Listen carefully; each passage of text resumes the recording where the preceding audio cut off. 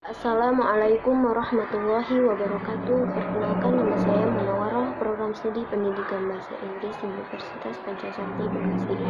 Di sini, dalam video ini saya akan sedikit menjelaskan yang mana dari mata kuliah perkembangan peserta didik. Yang mana judul yang saya ambil adalah permasalahan remaja dan solusi dalam perkembangan peserta didik.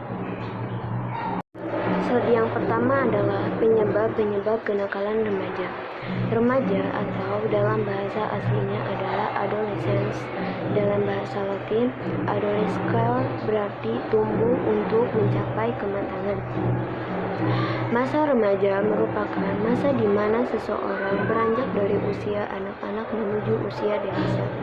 Masalah kenakalan remaja merupakan masalah yang setiap hari semakin bertambah dan beragam kasusnya seiring dengan perkembangan zaman dan teknologi. Banyak kasus kenakalan remaja yang bisa kita jumpai di kehidupan sekitar kita masing-masing. Seringkali kita mendengar dari berita bahwa kasus-kasus tindakan kriminal saat ini umumnya dilakukan usia remaja, dan akibat merebaknya kenakalan remaja, masyarakat menjadi dirugikan oleh tindakan mereka. Perkenalan masa remaja. Masa remaja merupakan masa yang sangat penting karena usia remaja merupakan usia perkembangan seseorang. Perkembangan di sini tidak hanya menyangkut perkembangan fisiknya saja, tetapi juga menyangkut perkembangan psikisnya. Pada masa remaja, seseorang akan mencari hal-hal yang baru dalam kehidupannya, baik positif maupun negatifnya.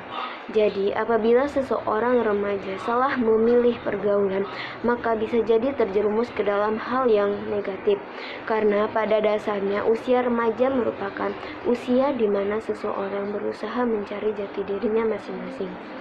3 macam tindakan dalam mengatasi kenakalan remaja ternyata terdapat beberapa bagian, yaitu yang pertama, tambah pengetahuan dan pemahaman mengenai perkembangan remaja.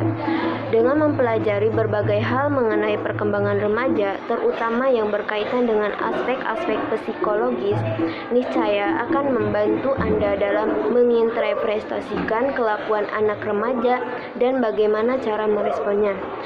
Selanjutnya, yaitu jadilah orang tua yang suportif dan selalu ada bagi anak remaja Anda. Ini akan membantu anak untuk lebih terbuka dan dekat terhadap Anda. Mereka pun akan menjadikan Anda sebagai orang yang pertama untuk mengungkapkan perasaannya dan menceritakan berbagai hal yang dilaluinya.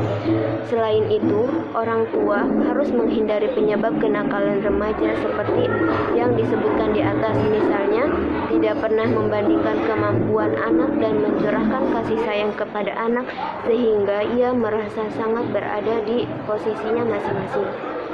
3 macam tindakan dalam mengatasi kenakalan remaja ternyata terdapat beberapa bagian, yaitu yang pertama, tambah pengetahuan dan pemahaman mengenai perkembangan remaja.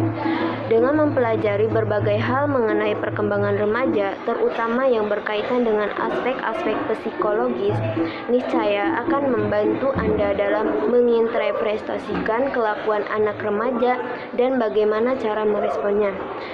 Selanjutnya, yaitu jadilah orang tua yang suportif dan selalu ada bagi anak remaja Anda. Ini akan membantu anak untuk lebih terbuka dan dekat terhadap Anda. Mereka pun akan menjadikan Anda sebagai orang yang pertama untuk mengungkapkan perasaannya dan menceritakan berbagai hal yang dilaluinya. Selain itu, orang tua harus menghindari penyebab kenakalan remaja seperti yang disebutkan di atas, misalnya tidak pernah membandingkan kemampuan anak dan mencurahkan kasih sayang kepada anak sehingga ia merasa sangat berada di posisinya masing-masing. Perilaku-perilaku kenakalan remaja dalam kondisi sekarang. Di masyarakat, pencegahan kenakalan remaja dapat dilakukan dengan menjamin rasa aman bagi anak selama bersosialisasi di lingkungan tersebut. Selain membangun fasilitas seperti pusat kegiatan yang positif, setiap individu di masyarakat juga harus menghargai hak orang lain dan menghormati perbedaan yang ada.